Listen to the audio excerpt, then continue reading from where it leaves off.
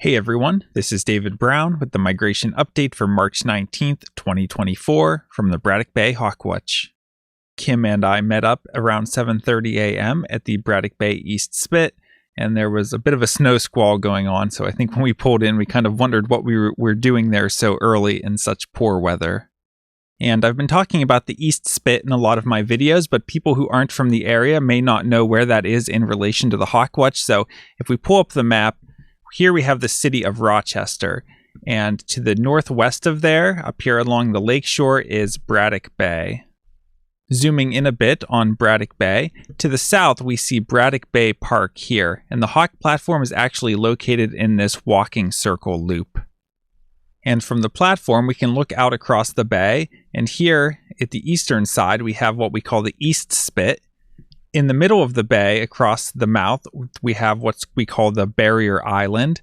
And then here to the north, we have what we call the West Spit.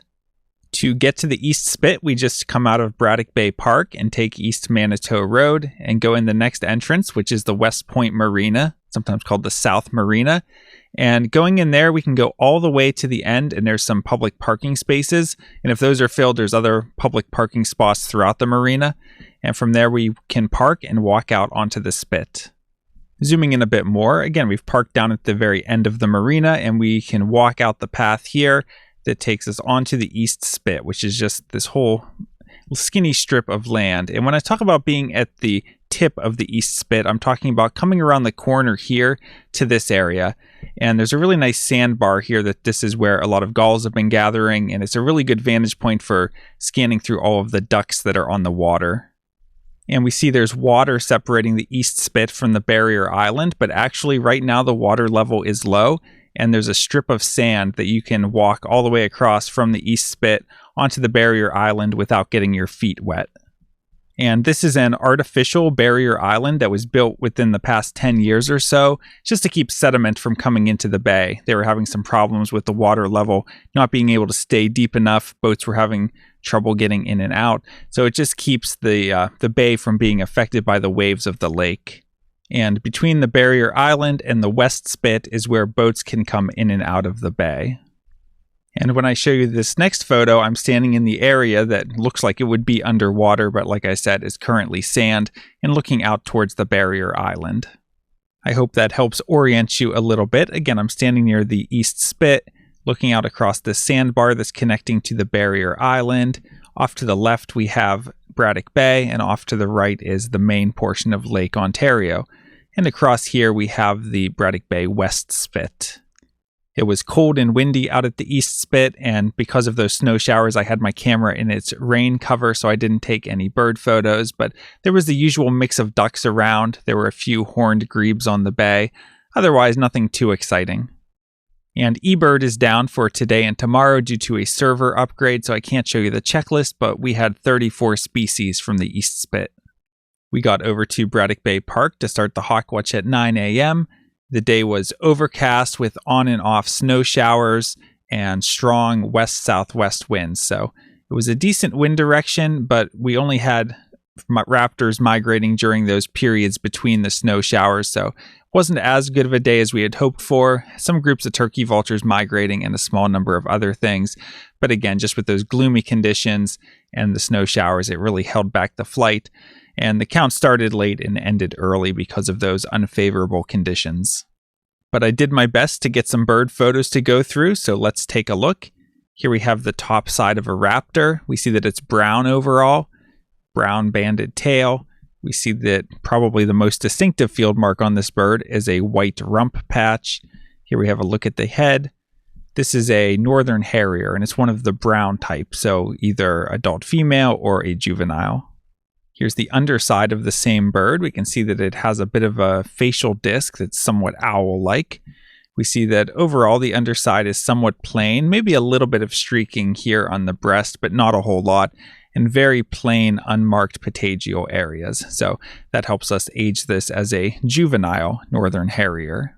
Here we see a two-toned bird with a somewhat long tail but very small reddish head. This is a turkey vulture, and we had some groups of turkey vultures pushing through when it was a little bit brighter today and when the snow showers had stopped. Biggest group was maybe around 20, 25, and totals in the 60s for today. So decent number, but would have had a bigger flight if there had been fewer snow showers. At one point, there were around 10 American robins that were on the road, and I guess they were feeding on worms that had come out because of the snow or were freeze-dried or something. But anyway, there were all these little worms that they were picking up and eating. And here's an American robin that's a bit fluffed out, and it kind of reminds me of that iconic Marilyn Monroe skirt photo. And robins are pretty handsome birds when you stop to look at them, from the yellow bill and the white eye arcs to the nice orange underside, and contrasting that with the gray back and darker black head. And I thought this photo was interesting from this angle with these feathers here behind the eye kind of getting fluffed out. It almost looks like horns or big eyelashes or something. And it cleared up for a little bit in the afternoon, so I went up on the platform to get this photo and then went out onto the boardwalk. There were about 40 Canada geese hanging out in the grass. And there was a group of about a dozen tundra swans hanging out on the creek off the end of the boardwalk, and you can see that tundra swans have black bills compared to the orange bills of the mute swans.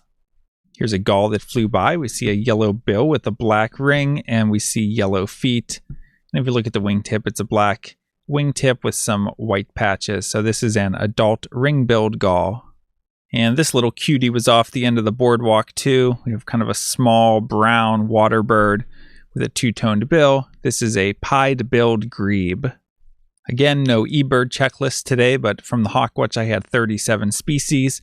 Taking a look at the hawk count report for our migrant raptor totals, today we had 62 turkey vultures, 2 bald eagles, 1 northern harrier, 1 Cooper's hawk, and 2 red-tailed hawks, for a total of 68 migrating raptors. That brings our March total to 1,879 and the season total to 2,037. We also had 2 common ravens and 8 tree swallows, but there were no new species for the season. And the next few days look like more of the same, with the forecast for tomorrow looking windy with snow showers, temperature steady in the mid-30s, and westerly winds at 25 to 35 miles per hour. So those are very strong winds. Wouldn't expect much migration, except maybe some turkey vultures will try to push through. For Thursday, looking like snow showers and windy, cloudy skies, and maybe a little bit of sun in the afternoon. High of only 31 and winds west-northwest at 20 to 30. Expect light migration. And for Friday, cloudy with afternoon snow showers, high of 33. Winds east, so a switch from the westerly winds to an easterly wind that's fairly strong at 10 to 15 miles per hour. Maybe some snow accumulations less than an inch, but would still only expect light migration.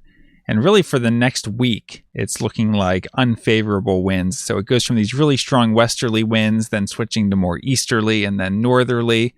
It looks like next Wednesday is the first day where they're calling for southerly winds, but there's also a chance of rain that day. But obviously that's a week away, so the forecast could change. But for the foreseeable future, not looking like any obviously good days at the Braddock Bay Hawk Watch. So we'll have a little bit of a break, but sometimes that means when we do get the day with favorable winds that we could get a really big flight. In fact, that's exactly what happened 2 years ago, where we had a bunch of unfavorable days in a row this time of year. And then at the end of March, when the winds finally shifted and we had a good day, we had a huge day for turkey vultures with more than 10,000. So we'll struggle through this next week and then keep our fingers crossed for some good southerly winds to bring us a really big day. And then as we get into April, the numbers of everything really start to pick up, and then we'll be really into the peak time of the hawk watching season. And then as we get into mid-April, we'll start getting all of the broad-winged hawks. So a lot of fun things coming the next few weeks and next few months out at the Braddock Bay Hawk Watch. If you like this video, be sure to hit the like button and subscribe so you don't miss any of these daily updates. From Lyco Birds, this is David Brown. Thanks for watching.